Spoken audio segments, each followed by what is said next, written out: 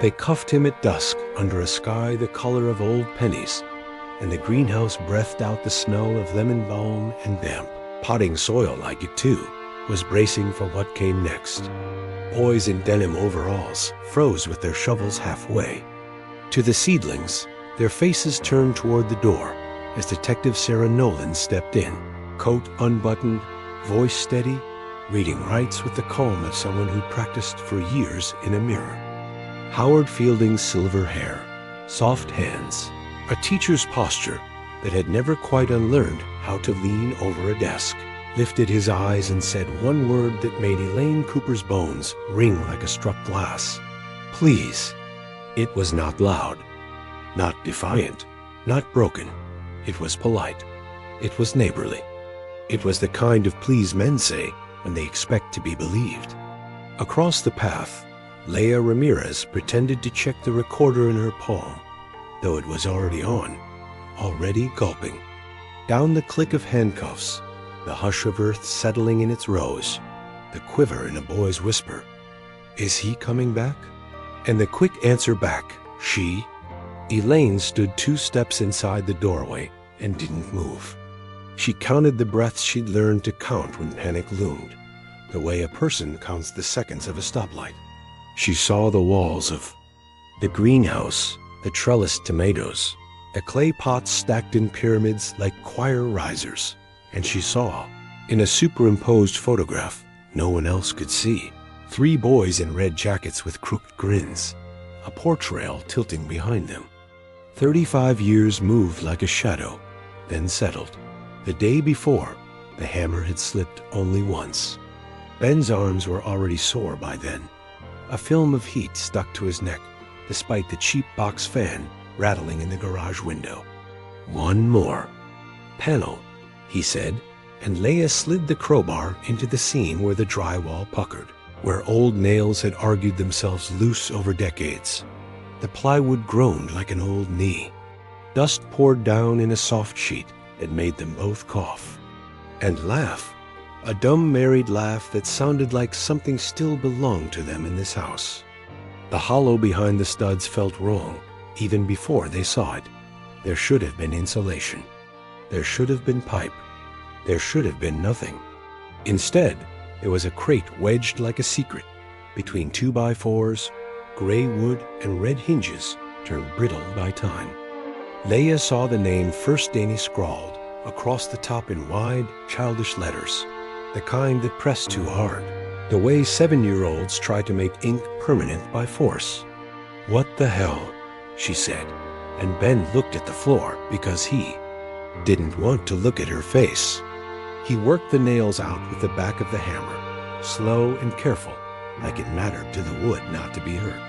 The lid stuck, then flipped, and the temperature of the air changed.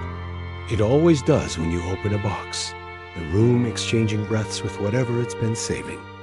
Inside was a toy fire truck missing its back wheels. A tangle of yo-yos knotted by a small fist. A laminated school library card for an Evan Cooper, the kind that smells like plastic and hand soap. A red and blue spiral notebook filled with backward letters and stick figures with more arms than necessary. At the bottom, a Polaroid lay face down as if ashamed. Leah slid it out with 2 fingers and turned it over, and the house they were standing, and looked back at them from the past.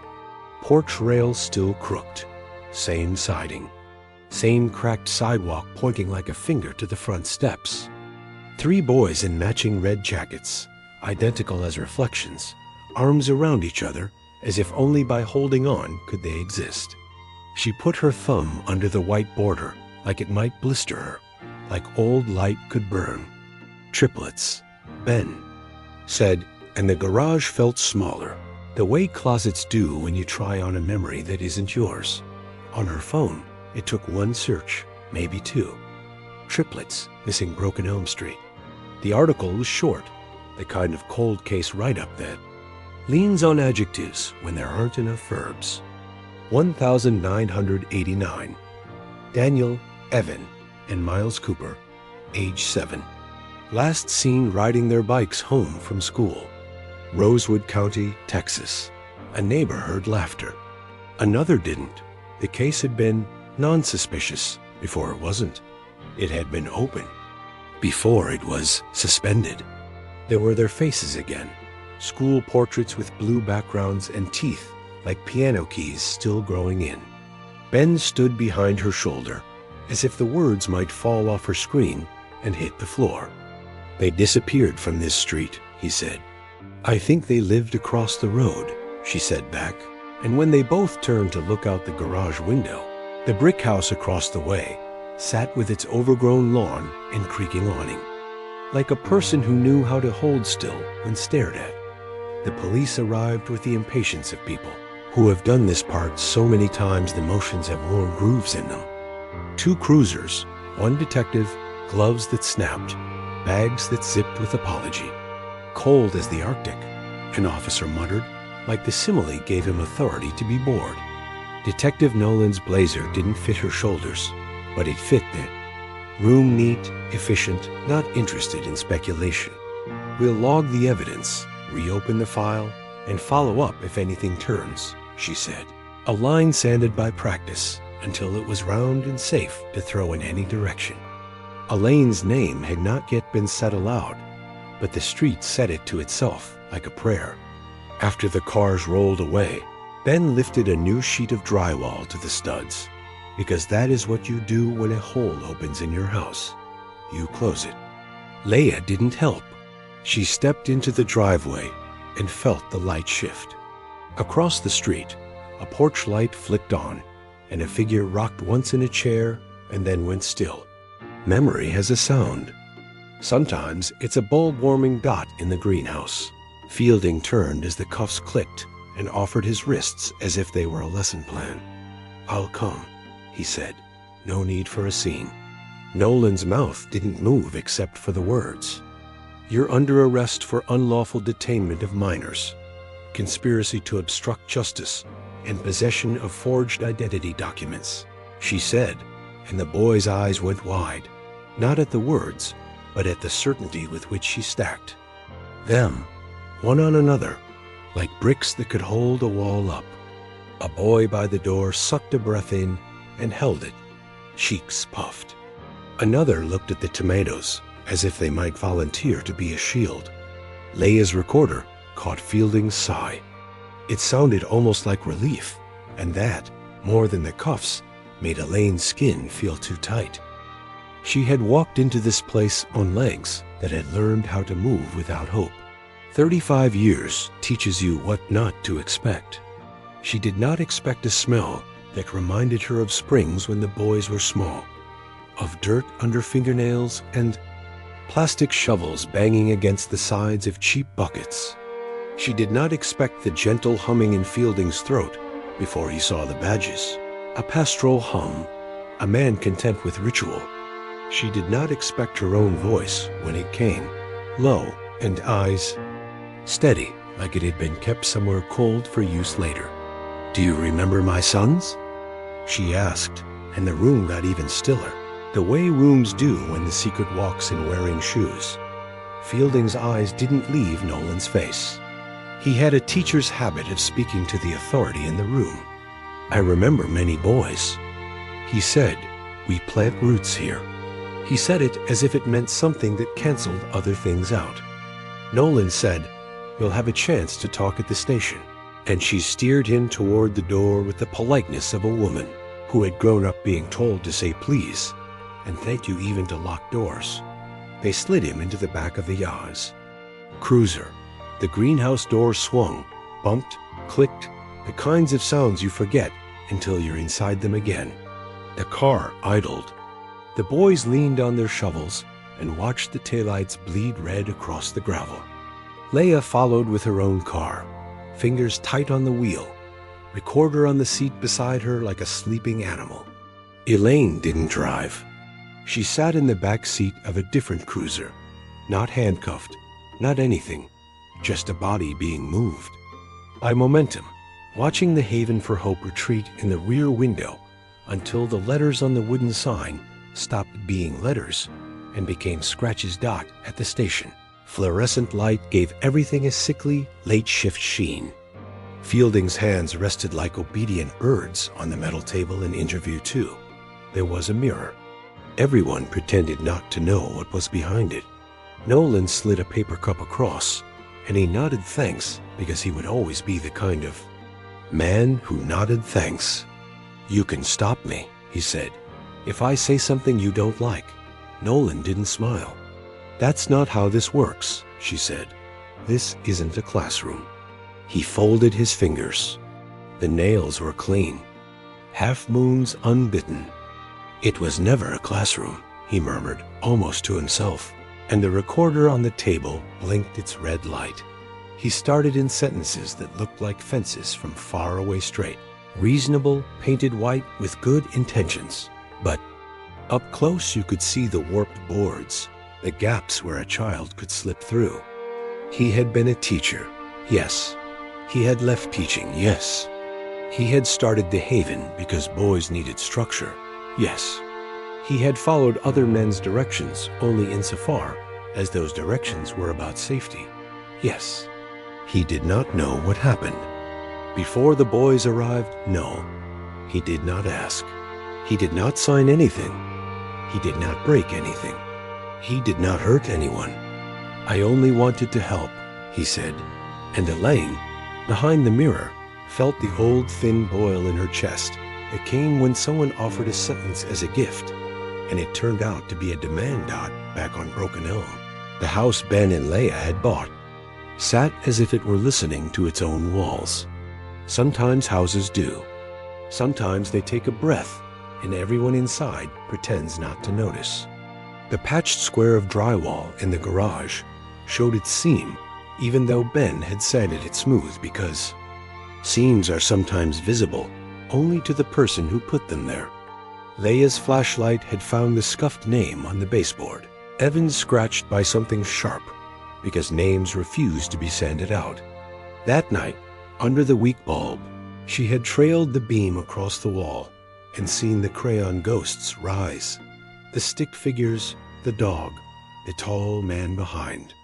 "We're not supposed to go," written like a promise a child had tried to make to himself when adults had already written a different promise for him God.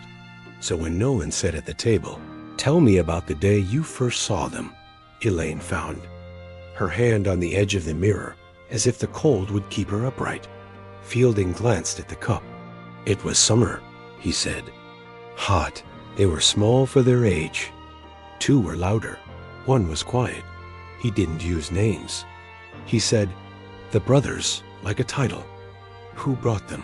Nolan asked. Fielding's eyes flicked up then down, a blink that tried to be nothing. "A man from church," he said. "Older, alone." The tape did not catch the sound Elaine made. It was not a sob.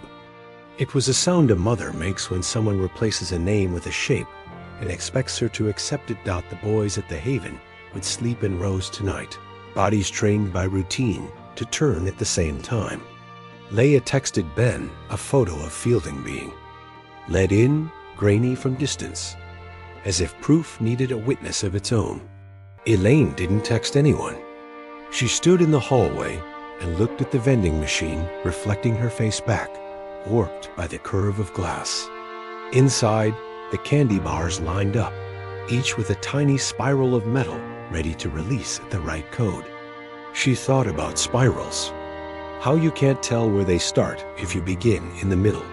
Nolan ended the interview not because it was over, but because night is a boundary with paperwork on one side and court on the other.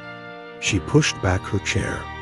"We'll continue tomorrow," she said, and Fielding gave a small, formal nod, as if he'd been granted an extension on an assignment. In the lobby, a television murmured about weather. In Rosewood, storms always sounded like predictions. Elaine stepped outside into the heat that never quite went away after dark. Across the parking lot, the streetlights were a constellation of small suns. She closed her eyes and saw the crooked porch rail and 3 red jackets and a dog they'd made. The world feels safe enough to get close to a stranger's fence. For 35 years, she had been told there was nothing to find in silence. Tonight, silence had cracked like old paint. On Broken Elm Street, a porch light across from number 214 burned past midnight, then blinked out, then flared again as if a hand forgot what it wanted. In the Ramirez garage, the patched wall hummed, with the kind of sleep walls have when they've dreamt and don't know if they should tell. And under the plywood floor 2 towns over, under Arizona sky burned pale by the moon, there was a place someone had once called a foundation, a place someone else had used for something that was not a house at all. In the morning, there would be permits and maps and a machine that reads the ground like a doctor reads a chest, looking for hollows where there should be bone. But for now, there was only a mother standing in a parking lot, the taste of paper cup coffee on her tongue, a detective who had decided not to lose this one, and a man in a cell who said please like maybe he still believed it could work.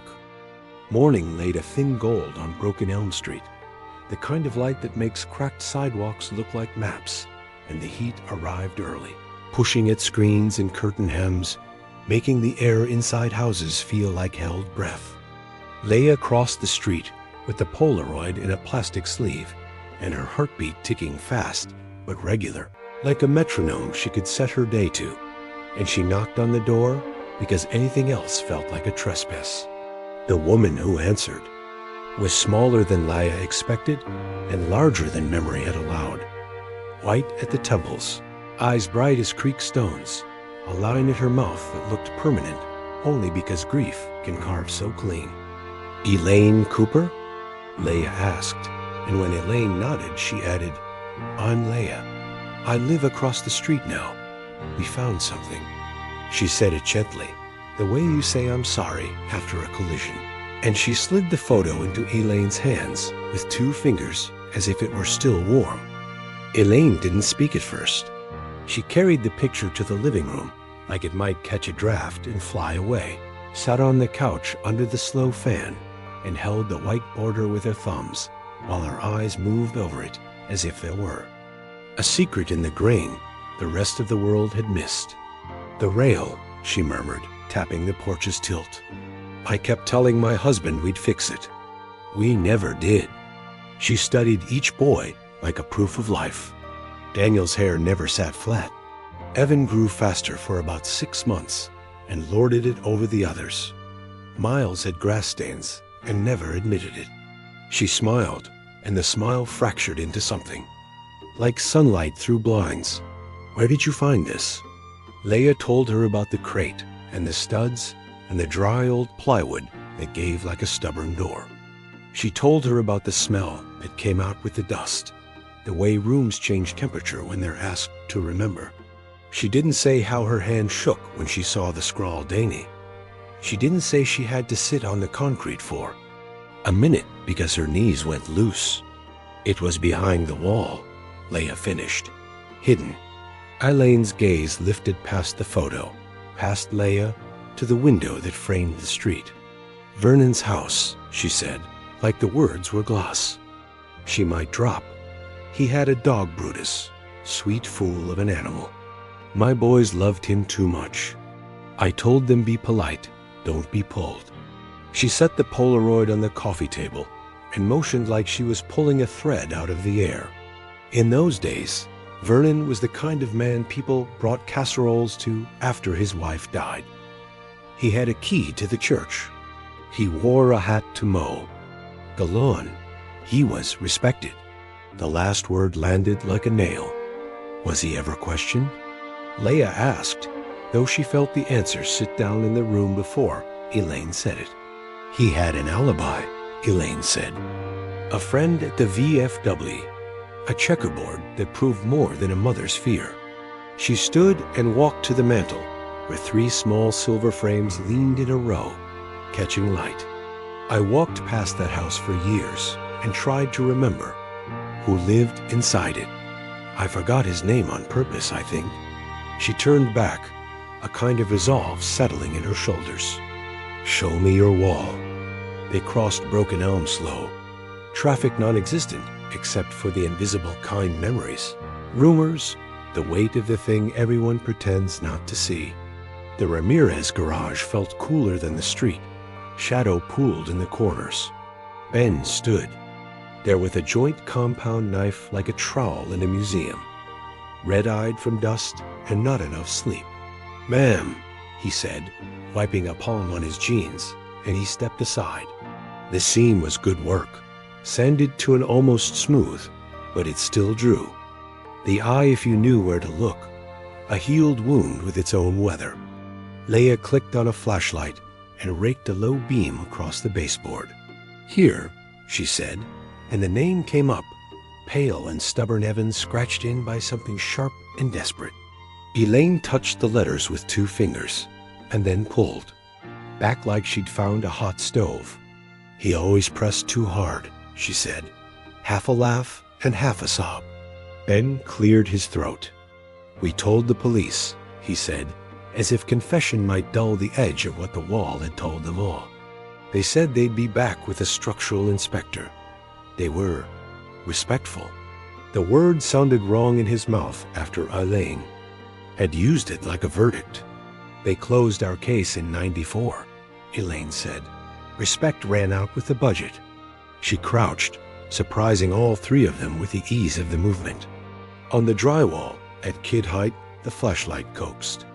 Out color, no adult light had managed to hold faded wax ghosts resolving themselves in the oblique glare. 3 stick figures, a dog with triangle ears. Behind them, a taller shape, shoulders squared, head a simple circle. Underneath, a child's handwriting that wavered but didn't lift the pencil. "We're not supposed to go." Elaine's breath hitched like a record catching. "They were trying," she whispered. "They were trying to talk through a wall." The clerk at the county office answered on the 3rd ring, a voice that had learned to sound busy even when nothing was happening. "Rosewood Records." Leia put the call on speaker. "I'm looking for property plans for 214 Broken Elm, originally Vernon Hale's garage." Paper shuffled, a drawer thumped, a sigh made of years.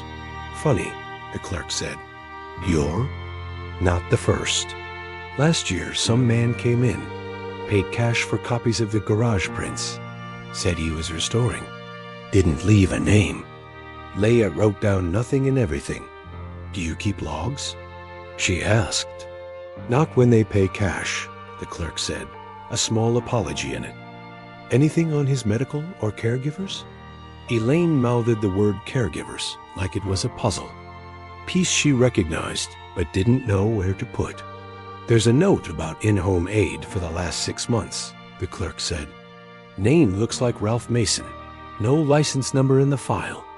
Death certificate says stroke at home. Coroner mentions evidence of a prior fall. No autopsy." Elaine closed her eyes as if she could see the places boxes had been stacked in the past, hiding things not from the law but from the living. "Thank you," Leia said, and the clerk hung up like she was grateful to set the weight back down. Afternoon found Detective Nolan at the garage threshold, tie loosened, a rolled plan tube under her arm. "We'll bring a ground-penetrating radar tomorrow," she said. "The city'll call it a slab check. I'll call it what it is." Elaine watched Nolan watch the wall, and there was something like respect between them now that had nothing to do with forms. "You won't find them in there," Elaine said, voice steady, "but you might find what was taken to make room." Nolan nodded once, not promising beyond the next step. "Mrs. Cooper," she said, "if you have photos, anything that shows the interior of your house, or his from that time, they may help us map where someone wanted us not to look." Elaine thought of shoeboxes that had become altars. "I'll bring them," she said. Nolan's phone buzzed as she stepped outside to answer, leaving the 3 of them with the quiet that follows a decision. Ben rubbed his jaw. "I'll leave the rest of the wall open," he offered. "Feels wrong to close it." Elaine set the Polaroid on his workbench, as if granting permission to the room that had kept it. "Let light in," she said. "Let the house breathe." When Nolan returned, her face carried the thin electricity of news. The lab matched the lunchbox note to pressure patterns consistent with a child's hand, she said, eyes on Elaine. And we pulled a partial print off the plastic sticker inside it that doesn't match the household. It's degraded, but it's something. Elaine didn't cry. She nodded like a captain told the wind would change. They were here, she said. They were here, and then they were moved. Outside, a wind kicked up, small leaves skittering. Across the driveway like children daring each other to run. Leia glanced at the porch across the street, no figure rocking. Just a moth, batting at the light housing as if to be let in. She felt the weight of the wall's drawings behind her. The sentence written like a spell. The name scratched into wood like a door someone had tried to carve with their bare hands. We're not supposed to go. But someone had taken them anyway, through a crack no adult wanted to admit was cut on purpose. And now the shelf of years was shifting, the boxes rattling, the dust giving up what it had kept. Before she left, Elaine stood in the garage and touched the new seam. The raw edge Ben hadn't smoothed yet, and she whispered to the studs like they could hear from the other side. I hear you. Keep talking. Then she went home to the dim living room, the slow fan, the 3 identical frames on the mantel, and for the first time in a long time she took all 3 down and set them flat on the table, as if laying out maps before a journey. That, whether she had asked for it or not, had finally begun. It came with clipboards and a machine that looked like a lawnmower from the future, wheels fat and smooth, a black antenna arcing like the spine of a fish. Morning hadn't burned off the dew yet, and the Ramirez driveway glittered as detective. Sarah Nolan walked the technician through the garage, her badge clipped at a tired angle, her eyes already mapping the concrete, the way you map a face you're about to tell hard news to. We'll call it a slab check, she said to Ben. Insurance. Company language. Then, lower to Elaine. In 2001, 2 towns over, we found children's shoes set in concrete under a water heater. We're not skipping steps this time. The tech young Freckles, a calm voice that had seen worse, snapped a tablet onto the handlebars and pushed the radar rig along the seam where Ben's patch met the old floor. The screen bloomed in grays and whites, rib cages of data rising and falling as if the ground were breathing. Leia stood with her phone down for once, no photos, just eyes open like a lens without a shutter. Elaine folded her hands and held them, still at her waist, so no one could see the tremor that ran from her shoulders to her fingertips. The first pass showed nothing but clean pores, and the kind of imperfections any garage earns after decades of oil stains and bikes falling over. The tech reversed and went slower, tracing meticulous lines, marking chalk tees like a careful path in a maze. Ma'am, he said finally, tilting the screen toward Nolan. The image had sharpened into an absence, a dark mouth under the slab, wrong-shaped, wrong-sized for plumbing or footings. Void under the rear corner, he said. Roughly 5 by 3. Depth 4 feet. This contour here edges are too straight to be natural. Could be a pit. Could be a sealed crawl. Nolan's voice didn't rise. Mark it, she said. Call the city, we're going to cut. Ben exhaled like a man realizing he'd been holding his breath for 35 years he hadn't even lived there for. Leia squeezed Elaine's elbow and felt tendons like wires. Under her skin, permits arrived as if someone had already decided yes in another room. The saw truck rumbled up just past noon, the blade a silver coin that whined when it met concrete, teeth throwing a fine chalk ring that clung to their hair.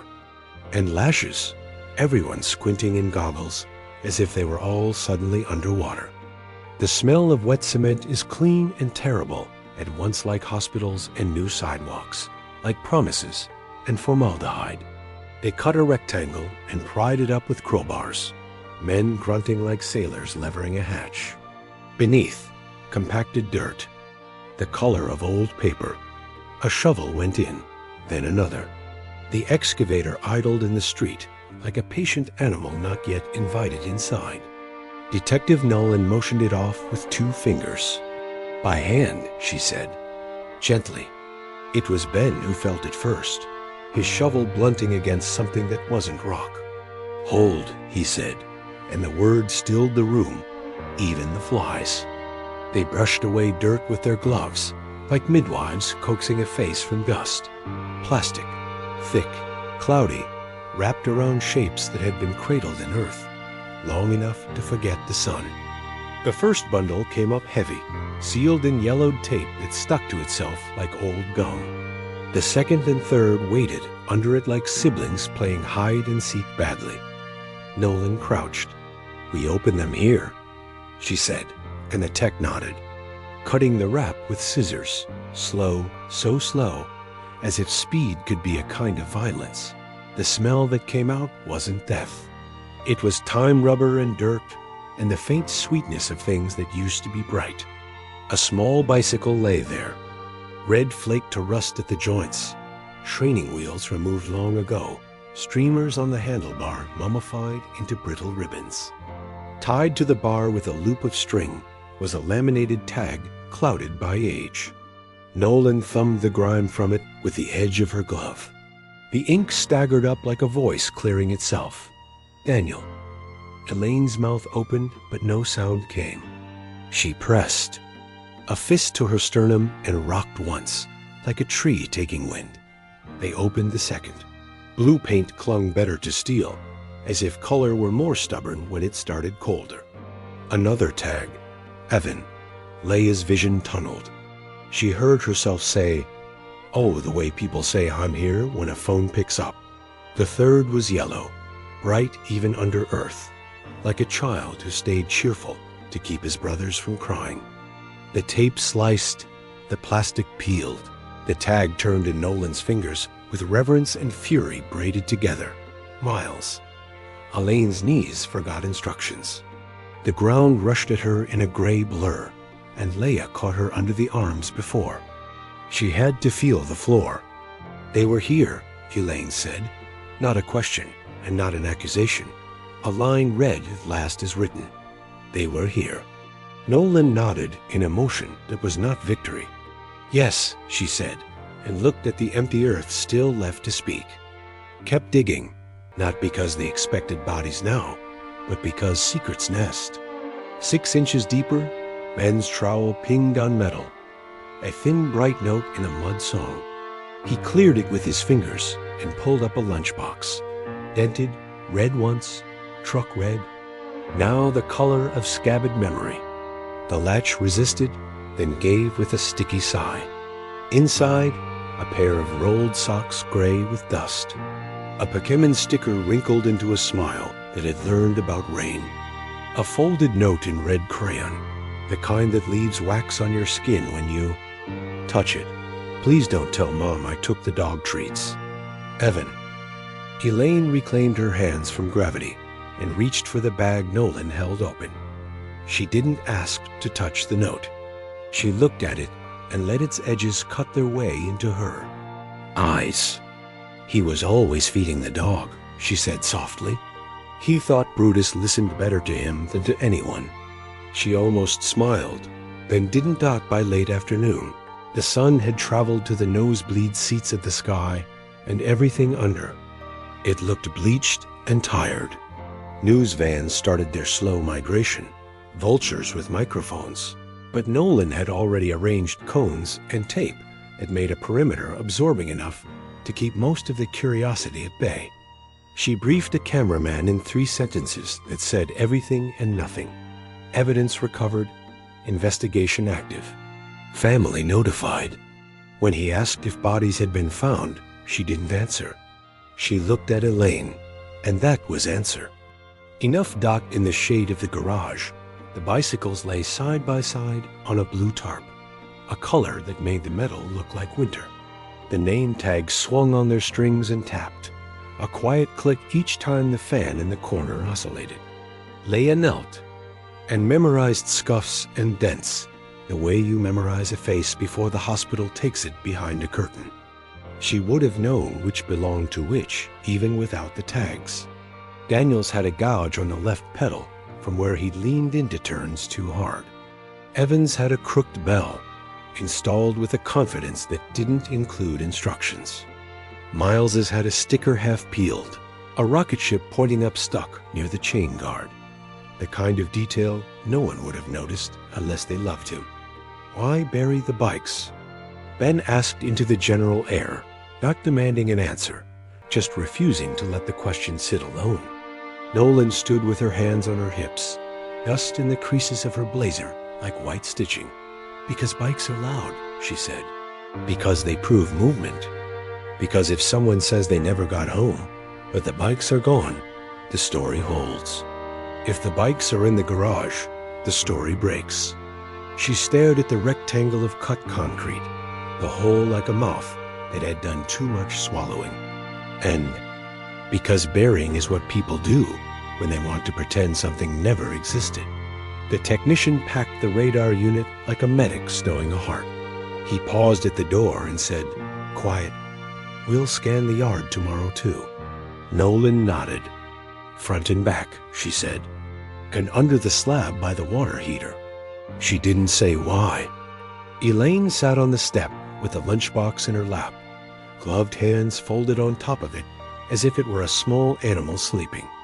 Wind pulled leaves along the curb in a scraping hush that sounded like a whisper if you let it.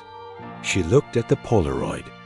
Leia had propped on the workbench, at the 3 red jackets and the crooked rail and the sidewalk pointing home, and not home at once. They took them away, she said, more to the room than to anyone, but they didn't take everything they touched. She lifted her gaze to Nolan. "You won't let this get quiet again." Nolan's answer was simple. "No." She tucked the note into an evidence sleeve, slid it into a folder as if laying it in bed. "Tomorrow we keep digging. Tonight we write." Out on the street, a boy rode by on a bike too big for him, his knees flaring out, the chain squeaking, the bell on his handlebar chiming once, twice, as if to prove a point about sound traveling farther than people wanted to. The sun slid down the side of the brick house across the way until the awning cut a diagonal of shade across the porch. And in that wedge of cool, the day's heat lifted its hands and let go. The garage light flickered, then steadied. Leia locked the side door and watched the key feel right in her palm. A small weight, honest. Elaine stood, the lunchbox in the crook of her arm like a book. And before she crossed the street, she turned back to the hole, to the bikes, to the names. "We're not supposed to go," the wall had insisted. But some things do. Some things go and some things wait. And now, after 35 years, the waiting had ended and the going had begun. The watermark on the photo paper was a breadcrumb, so faint only someone who'd been hungry for 35 years would notice it. Nolan did. She turned the Polaroid under a desk lamp until the faint blue oval winked Tanner's photo, lab, pine. Bluff, a Z, and by sundown, they were on the interstate, the sky pouring out to flat and red, Elaine holding a small envelope in her lap, the way other people hold rosary beads. Inside were 3 locks of hair she'd kept since a bath night in '89. She didn't say what they were for. She didn't have to. Leia drove with both hands high on the wheel, the recorder asleep in the cup holder, and Nolan read files out loud in a voice that made paperwork sound like plot. "If the print was made there," she said, "someone carried the boys far enough to shake off local eyes." Pine Bluff was the kind of town that kept its neon, but lost its bulbs. A motel buzzed at the edges like a bad tooth, and the night. Clerk slid 3 keys forward without looking up from his radio. Tanner sat 2 doors down from a pawn shop, a rectangle of sun-bleached paint with closed in a window that didn't mean never again, just not now. The property owner met them with a ring of keys and boots that had kicked more than dirt. "Haven't had a customer since MySpace," he said as he worked the lock. Inside, the air was thick with fixer and dust.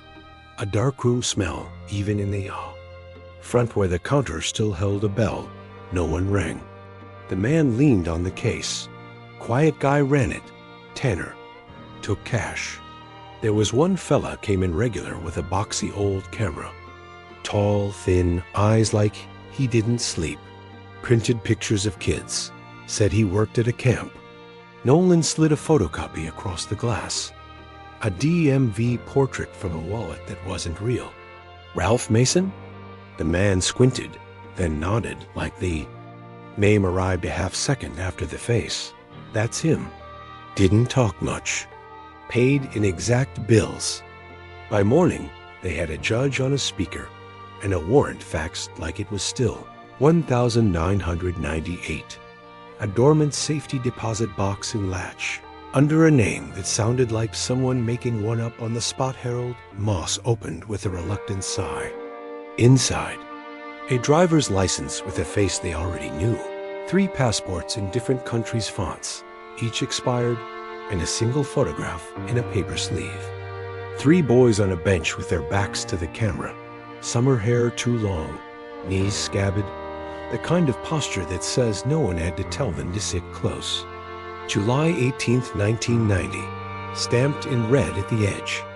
Elaine held the sleeve like a window she might lean out of. That's their shoulder, she whispered. That's Daniel's right shoulder. He always... She let the sentence unclasp. The trailer sat at the end of a road that used to be paved and had stopped trying. The mailbox name was blacked, out with a marker that had bled through in the heat. The door was unlocked, which felt like a trick until they realized there wasn't much left to steal. A bed, a table with a ring where a kettle had complained, a shelf of canned peaches that had become memory more than fruit. On the counter, a shoebox with spring written on the lid in felt tip. Nolan lifted it slow. Inside were photographs, dozens developed. Cheap, all boys, always 3. Always from behind or in profile, as if the camera were embarrassed to be there. Parks, porch steps, field edges. A chain-link fence with 3 hands curled into it like questions.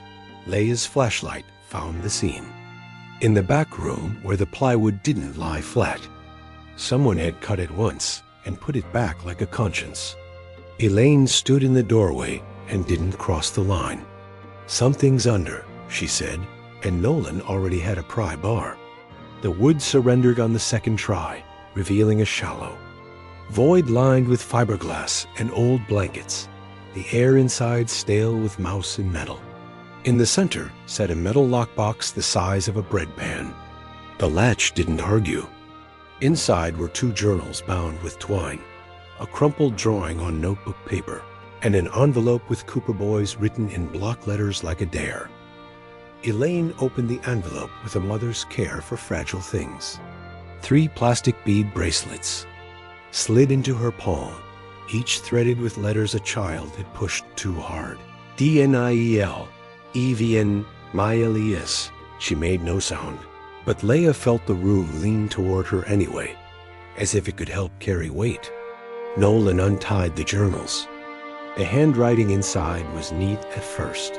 A man trying to be a different version of himself. September 22nd, 1989. They are small. Vernon says structure is love. The quiet one hides when I come in. November. Heaven ran to the fence. Vernon struck. Him. I told him not so hard. He said fear makes them loyal. March 1990. Names are past. He calls them brothers. He says names pull the old life back like a magnet. The entries grew jagged, ink digging as if force could make words truer. July 19, 1990, the youngest is gone. Vernon dug under the shed. I cannot sleep. He says, it was God's will, and that we begin elsewhere. He loaded the Cadillac. He will not tell me where. They didn't argue about what to do next. The sun was straight up by the time the county brought a small backhoe, but they didn't let it in close. Shovels first. The shed's earth was hard on top, then softer, then suddenly kind loose the way disturbed dirt learns to be when no one has asked it to hold anything for too long. A boot heel sank, and Ben, who had insisted on coming this far, because you don't unsee the first hole you helped open, swore under his breath. Nolan motioned him back. The tech went down on his knees and brushed with a mason's brush, slow circles, cloth, then moaned the color of tea-stained porcelain. A small shape where a skull should be, angles precise even after time had done what it does. No one said a name. They didn't have to. Elaine stood very straight, both hands around the bracelets like a prayer she didn't know the words to. The coroner's team was gentle, that particular professionalism people acquire when they take children out of the ground for a living. Paper bags, numbered flags, a hush that asked the desert to hold its breath a little longer. Nolan looked at Elaine and told the truth like a nurse explains a procedure. "We'll need DNA," she said. Elaine pressed the envelope of hair into her palm. "I brought it," she said. "I always knew we'd need it for something that mattered." They sat on the trailer's stoop afterward, the heat pushing sweat out of them like confession. Across the yard, the shed cast a mean rectangle of shade. In the kitchen, the journals lay open to pages that had turned from narrative into confession, into ledger. Leia paged back to a line and read it under her breath. They don't call for help anymore. A silence is worse than the screaming. She closed the cover and looked at Nolan. "He wrote it down," she said, angry in a quiet way. "He told himself a story so he could sleep." Nolan nodded once. "And now we'll tell a different one." Back at the motel, Elaine put the bracelets on the knit stand and sat facing them like they were a fireplace. She didn't turn on the TV. Outside, a neon soda flickered S, then OD, then A, then went dark. Leia called Ben from the walkway and told him about the journals, the bench photo, the shed. He didn't speak for a long time. When he did, his voice was careful, as if the words might break if they hit the air too hard. "Bring her home," he said. "Bring something home." Dawn would come thin and pale and patient. There would be forms and chain of custody and a call no one wants to make. But right then, in a room that smelled like old sea and travel soap, Elaine closed her eyes and saw Daniel's right shoulder, Evan's scuffed knee, Miles's small hand holding a leash. She said their names out loud, each a door opening, and the desert, which keeps everything and gives nothing, listened for once and did not interrupt. The barn sat behind Vernon Hale's old house like a kept secret, wood silvered by years of weather and indifference, padlock bright and new, as if someone had decided to make the past secure after it already got away. Detective Nolan cut the lock with a bolt cutter that complained in a high animal pitch, and the doors sighed open into a stale breath of hay, oil, and mouse. Dust motes turned in the light like a slow snowfall. In the center, a tarp sagged over a shape that knew how to own a room. Ben took one corner, Nolan the other, and they pulled. The red came up like a wound. Cadillac Eldorado, long as a promise no one keeps, chrome grinning in a way that felt wrong under the circumstances. "Title's still in the estate, Nolan," said voice flat. "No record it ever left the property." Leia leaned in at the trunk, fingers tracing the lining where it didn't quite meet the metal one of those gaps. A careful liar misses. "Here," she said, and Nolan nodded, already pulling the trim back. Wood-tapped metal, a false floor. Beneath, a shallow cavity held 3 school ID cards singed on the edges, as if someone had tried and failed to burn the past away.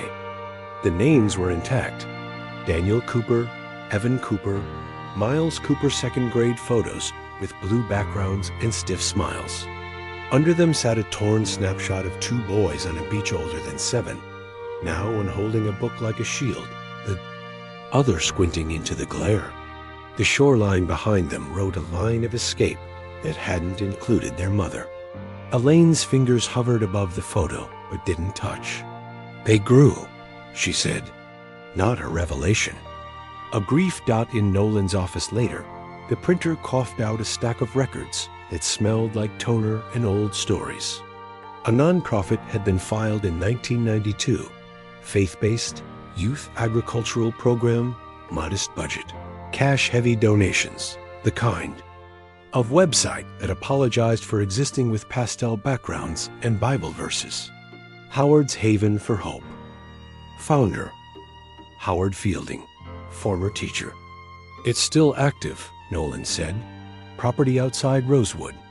Agricultural exemption. Board of 3, all clerical addresses." On the site's landing page, boys in overalls smiled with shovels. In the background, a tall man with silver. Hair looked like he'd earned the right to stand in the sun. Elaine stared hard enough to scrape paint. "He wore that look in my classroom," she said. "A teacher's smile. It says trust me." They didn't take lights or sirens to the gate. Nolan eased the car past a hand-painted sign planting roots, growing lives, and a row of pecan trees that looked like choir members. Boys worked the rows in pairs, shoulders tilting toward each other like everything important had to be said. Lo, on the porch of the main house, a woman in a straw hat and a clipboard stepped forward, her smile managerial and tender all at once. "Welcome to the Haven. I'm Sister Mara," she said. Nolan flashed her badge and kept it simple. "I need to speak with Mr. Fielding," she said. The woman's mouth paused around a word that didn't arrive. "He's in the greenhouse," she managed. "Or his residence. I'll see." Elaine caught the edge of a bench and steadied herself, the way a person does when the ocean tilts even on land. The greenhouse smelled like lemons and hope. Fielding stood over a tray of tomato starts, humming something that wasn't quite a tune. When he looked up, his eyes did the polite widening people learn in churches and school hallways. "Detective," he said. Then softer, "Elaine."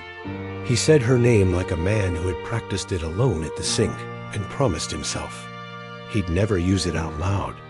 "You remember my boys," she said. He didn't lie the way bad liars lie. He lied like a man who swapped words for softer ones. "I remember boys," he said. "So many troubled. We helped them." Nolan cut in before the old script got brave. "We found your Cadillac," she said. "We found IDs. We found journals. In Arizona, we found a grave."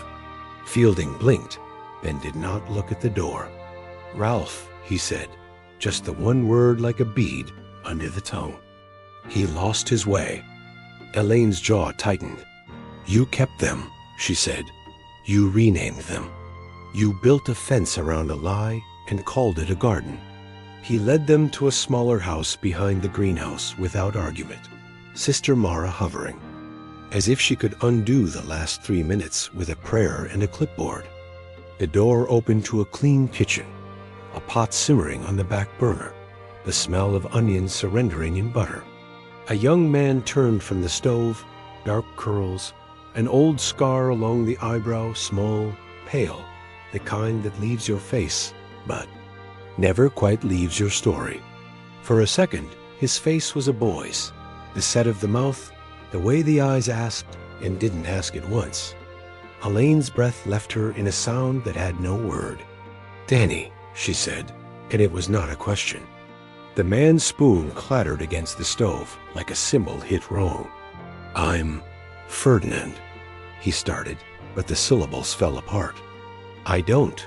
He looked at Fielding, then at Nolan, then at Elaine's hands, at the way they held nothing and everything.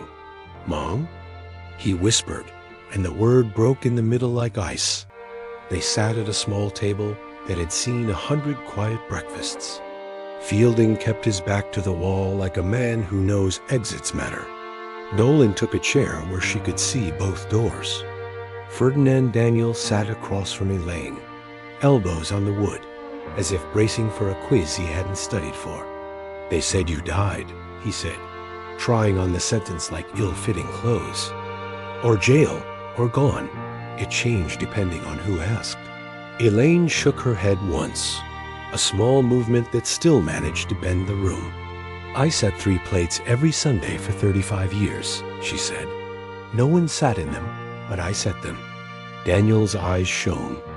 He wiped his face with the heel of his hand, embarrassed by his own body. "I thought I made you up," he said, "like kids do when they don't like lights out. Where is Evan?" Nolan asked, voice softer than it had been in weeks. "Fielding." Hesitated the way a man hesitates when he believes he is still in charge of Mercy. "Office wing?" he said. He didn't finish." Nolan radioed once low, and within minutes, a deputy stepped in with a young man whose posture was familiar in Elaine's bones. The tilt, the quick scan of exits, the hands that never learned to rest. He saw Elaine and froze, something in him refusing to move until the rest of him caught up. "Diego," he said reflexively, as if reciting the name could keep the room from changing. "Evan," Elaine said, and the name made a space big enough to walk into. He did. He was shaking by the time his arms found her. She kept both boys where she could touch their shoulders at once. An old physical geometry she had rehearsed every night in a kitchen lit by the refrigerator light.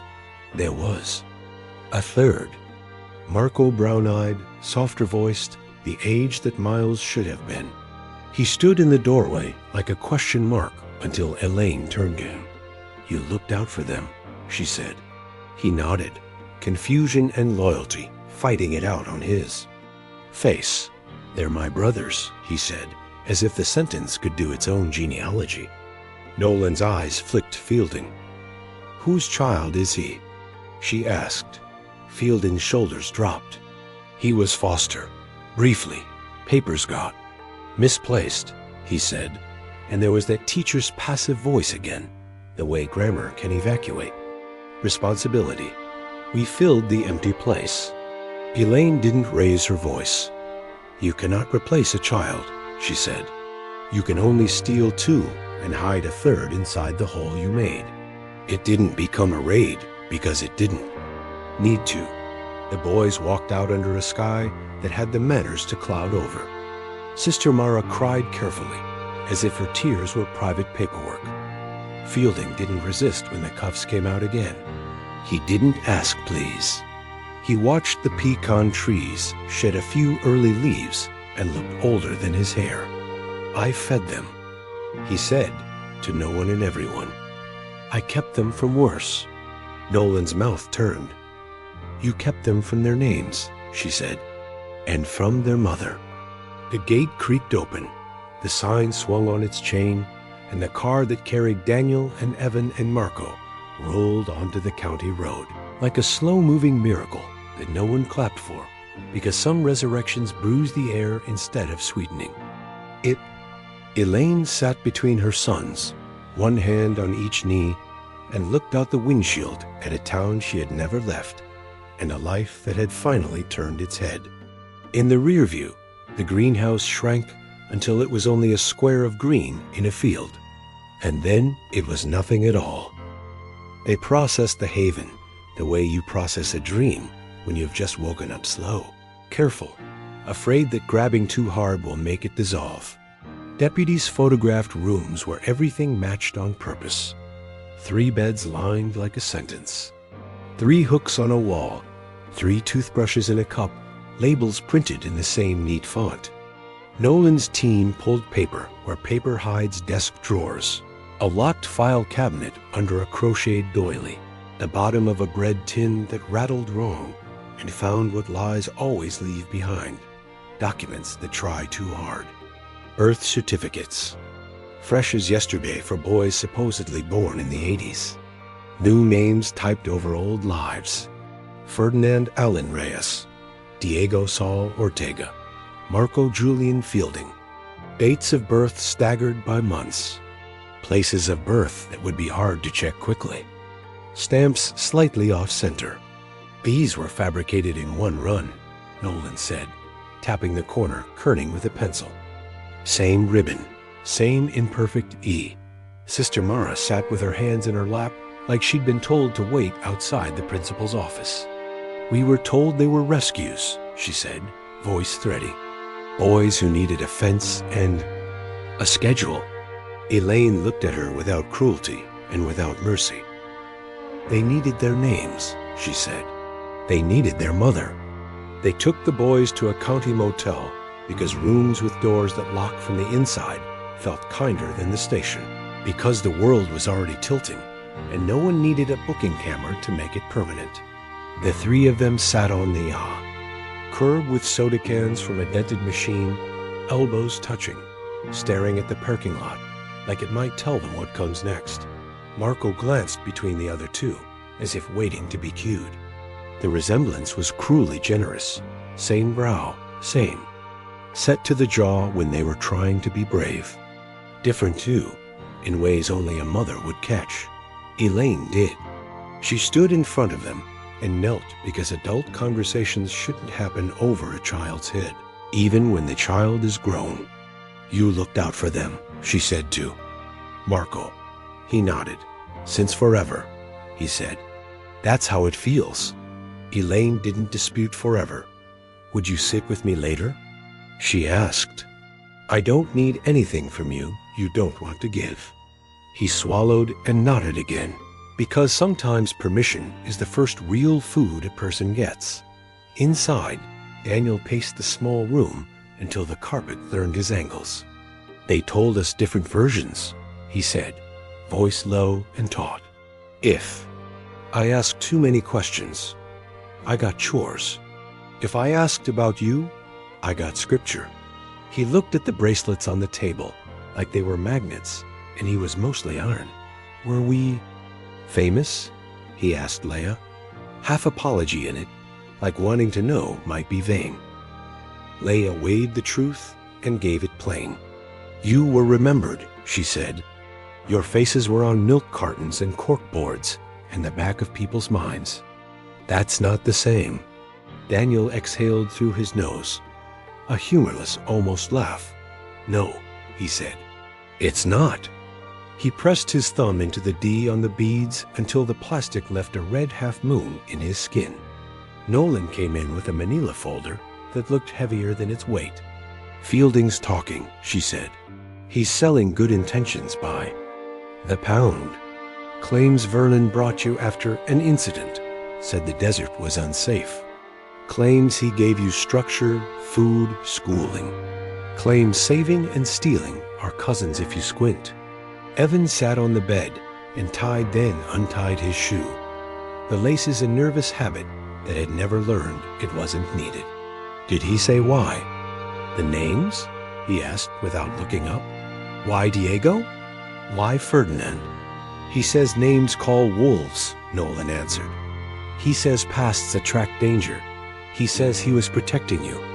Elaine sat beside Evan and put her hand over his fidgeting fingers until they stilled. Wolves don't need names to find you, she said. They smell fear. They smell kindness. That's turned rotten. Marco came to her later on the walkway where moths slapped at the bulb like trunks denied entry. He stood a respectful arm's length away. I don't want to take anything from you, he said, words careful. I don't know what I am to you. Elaine turned so her back found the railing and she could face him full. You are someone who kept my sons alive when I could not, she said. That makes you mine in the way that matters to me. The rest we can learn slow. She opened her palm and showed him the bracelets. He reached but didn't touch, like a museum visitor who understands both reverence and rules. I had one like that, he said. It said Gabe. They said it was from a church fair. He looked at the parking lot, then back. Do you think I'm Miles? The name shivered between them. Elaine didn't flinch. I think you're Marco, she said. And I think we'll find out who else you are. He breathed small and fast through his nose and nodded once. A boy agreeing to an injection dot in the second room, Nolan spread the forged certificates. Beside real old-school records they pulled from a storage unit Elaine hadn't opened in a decade. The real ink had bled into the paper like time does. The fakes sat on top of the page like a sticker refusing to bond. "We'll need DNA," Nolan said, but she didn't look at Marco when she said it. She looked at the ceiling, at whoever listens when people try to do things right. Daniel rubbed his eyes. "If we aren't who they said we were," he murmured. "And we aren't who we were when we left. Who are we now?" Leia answered from the doorway, because she'd been rehearsing it for hours without knowing. "You are who you decide with the people who love you," she said. "Names are tools. They're not cages unless someone locks them." They walked to the vending machines, because movement sometimes holds you together better than a chair. 3. Cans hissed open in chorus.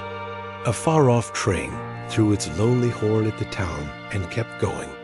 Evan leaned into Daniel's shoulder, the way he had as a kid on long drives when he fell asleep and wanted to wake up where his brother woke.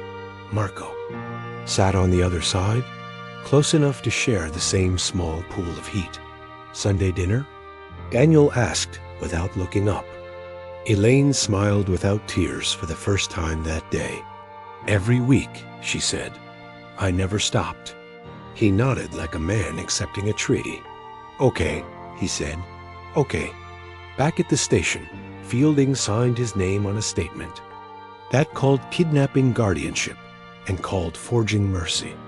In a holding cell, he stared at his hands and flexed his fingers as if counting invisible rosary beads. Nolan stood at the glass for a long minute, then turned away before she could think of him as anything but the architect of a story that had made 3 boys learn to say different names into a mirror. Out in the motel lot, cicadas took up there.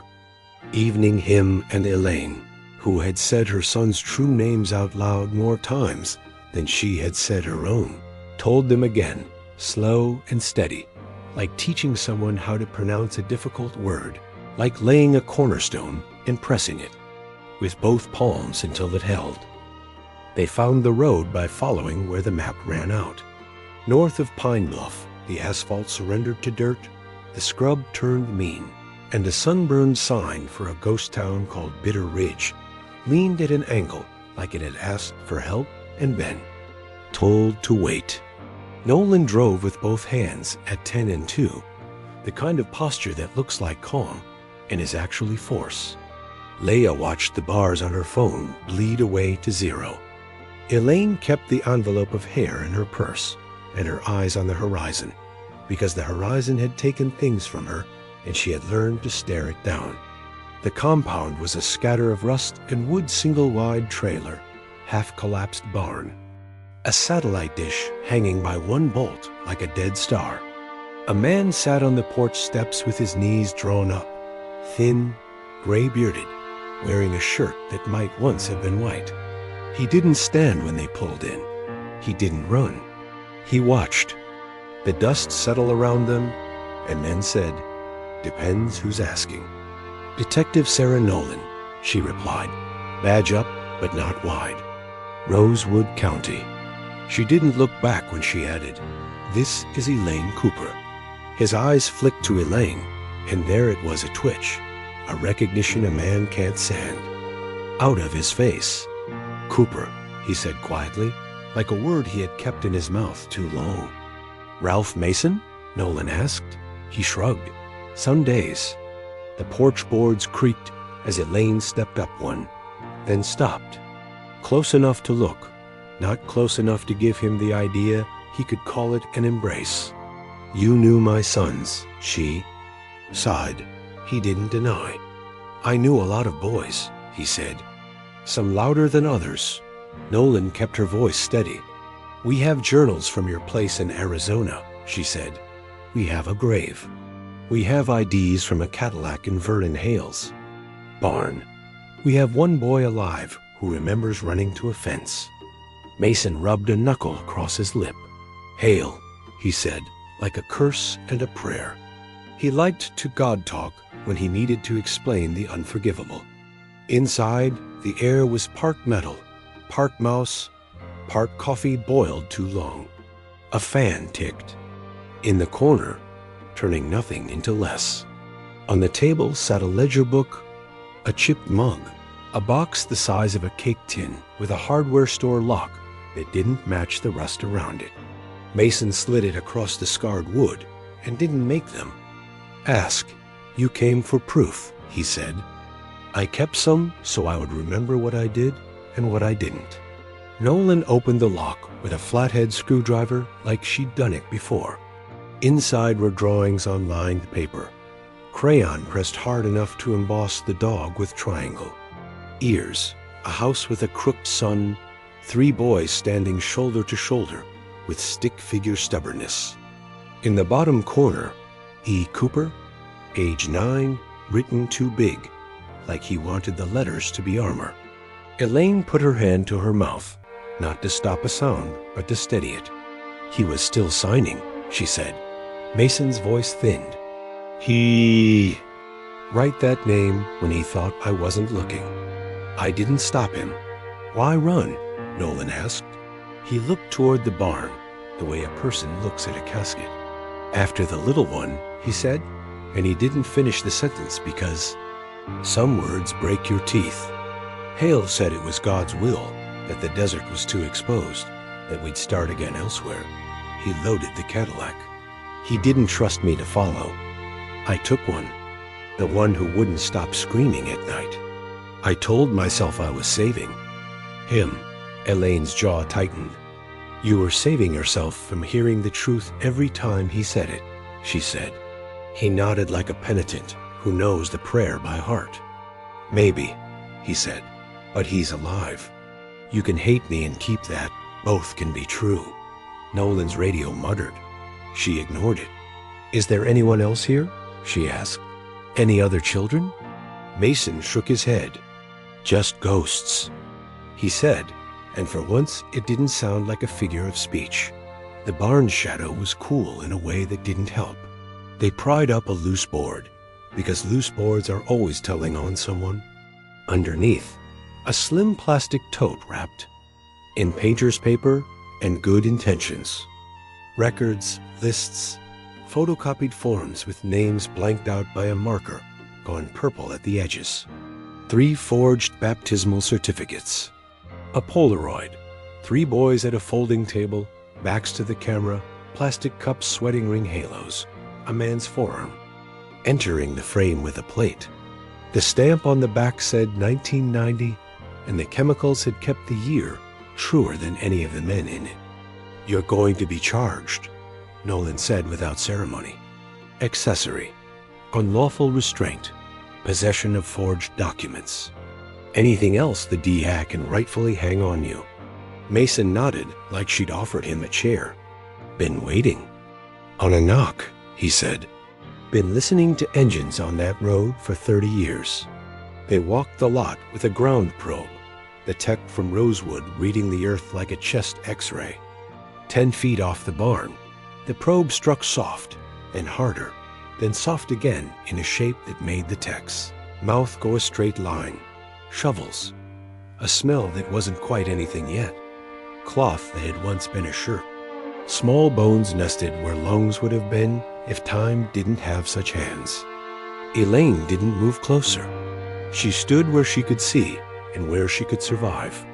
Nolan didn't say a name. The flags went up, yellow, then red, then white, as if surrender were the only honest color left. "We'll confirm," she said. "We won't guess." Mason sat back on the trailer step and put his head in his hands, not because anyone told him to, but because there wasn't anything left to hold up. They took him without. Cuffs at first, because he didn't make them necessary. Halfway to the cruiser, he stopped and turned toward Elaine, as if he was owed a benediction. "I kept his drawings," he said. "I kept his name when I could." Elaine's voice was calm as a winter road.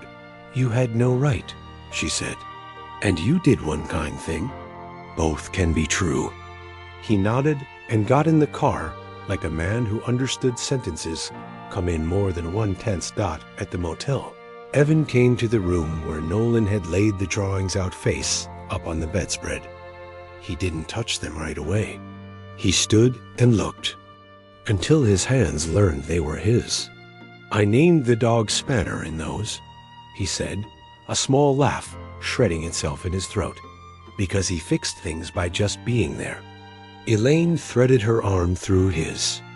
"You were fixing things the whole time," she said. "You were making a map I could finally read." Evan pressed his palm down on E. Cooper, age 9, like a notary sealing something that had been waiting 35 years for a stamp.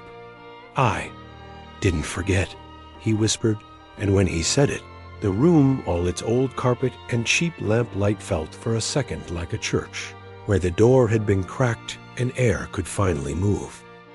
The courthouse in Rosewood looked smaller than Elaine remembered, like time had been folding it inward instead of letting it grow. Reporters clustered on the steps, microphones pointed toward the glass doors as if the truth might walk out on its own. Inside, the air smelled of old varnish and floor wax, the kind of scent that clings to institutions where justice is more routine than revelation. Howard Fielding shuffled in wearing county orange, wrists cuffed, chin lifted with a strange calm, as though he thought standing tall might rewrite the charges printed in black ink. The room shifted when Elaine entered, her sons behind her. Daniel walked with his hands in his pockets, shoulders squared but tense. Evan followed, gaze darting, scanning every corner like he expected walls to close in. Nico trailed last, quiet, watching them all, carrying weight that wasn't his but had been handed to him anyway. The prosecutor laid out the case like stacking bricks. Unlawful detainment of minors, conspiracy, obstruction, forgery. Every word sounded clinical, as if the years and the lies were data points instead of the marrow of people's lives. Nolan sat near the front, her notes lined with dates and cross-references. She didn't look at Fielding. She looked at the jury, willing them to hear through the legalese. Fielding's attorney tried to dress him in soft cloth, painting him as a misguided teacher, a man who believed he was saving children from a harsher fate. But the journals told a different story. Mason's words read aloud filled the courtroom. With ghosts, Vernon slapped him. Names belong to the past. The youngest is gone. Elaine didn't move. Her face was still as carved stone, only her hand trembling slightly on the strap of her purse. When the Polaroid was passed around, showing 3 boys at a folding table with their backs to the camera, Elaine's breath hitched. Daniel pressed, his knee against hers, steadying her in silence. The defense objected, claimed photographs without faces meant nothing. But everyone in that room could feel what was missing. 3 children turned away because someone had stolen their right to look at the lens. The judge overruled. Outside, cameras flashed through the courthouse windows, hungry for sound bites. Inside, Elaine's truth stretched 35 years across the benches, unspooling in pieces of evidence and fragments of testimony. Not a neat narrative, but a jagged one, just like the life they had all been forced to live. During recess, Elaine stepped into the hallway where the air was cooler. Reporters pushed forward, shouting questions, but she didn't answer. Instead, she turned to her sons. Daniel asked the thing no one else dared. What happens if he walks free?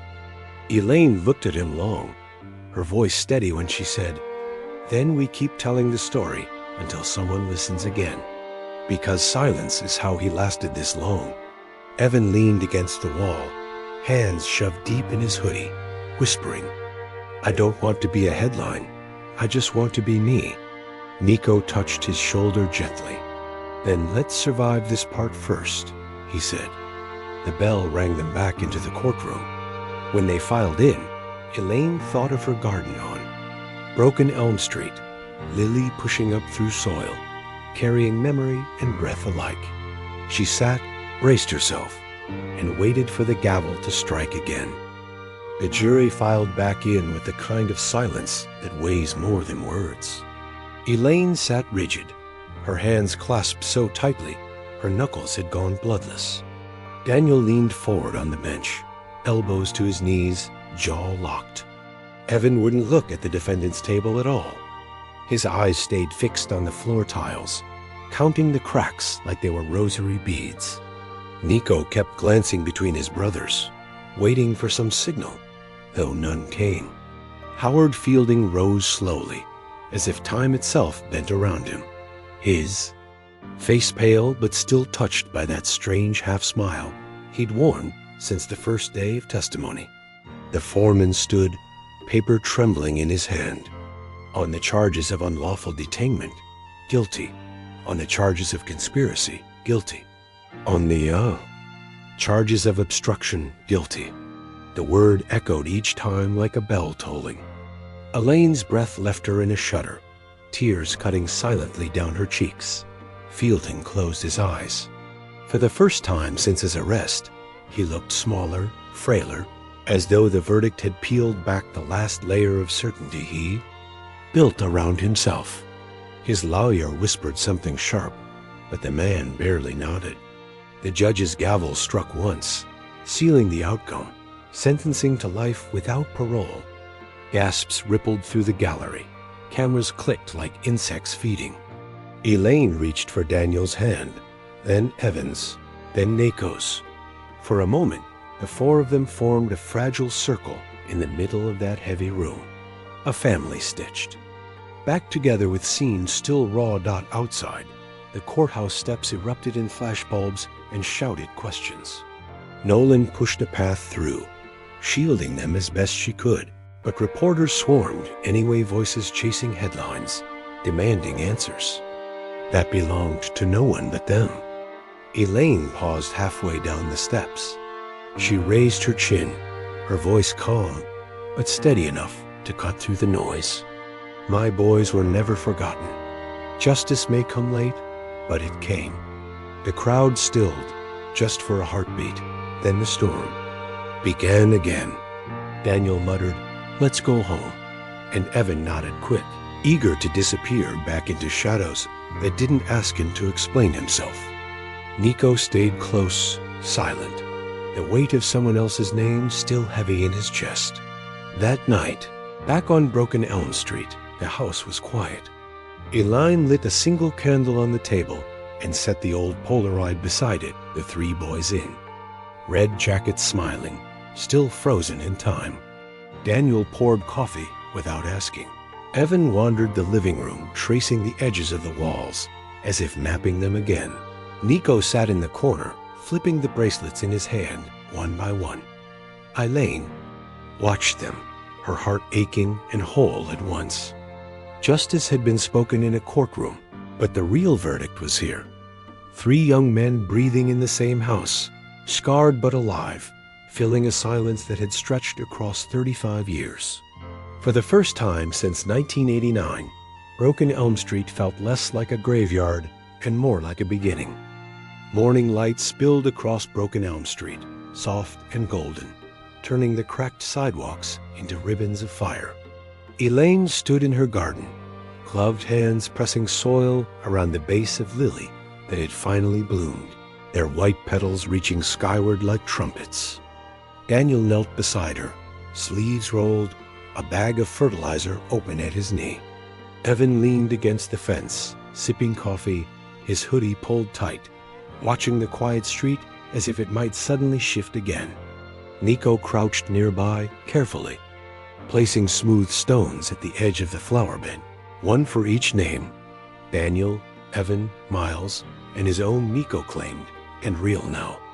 The house across the road, once heavy with secrets, was open and alive. Children's laughter from neighbors, filling spaces that had been haunted too long. The trial was over. Fielding would never walk free again, and Mason waited for his sentence. In a separate wing, resigned to years that would outlast him. But justice had not been neat. Miles's grave in Arizona marked the wound that no verdict could stitch closed. Still, Elaine had chosen to plant, to water, to bring life where absence had lived too long.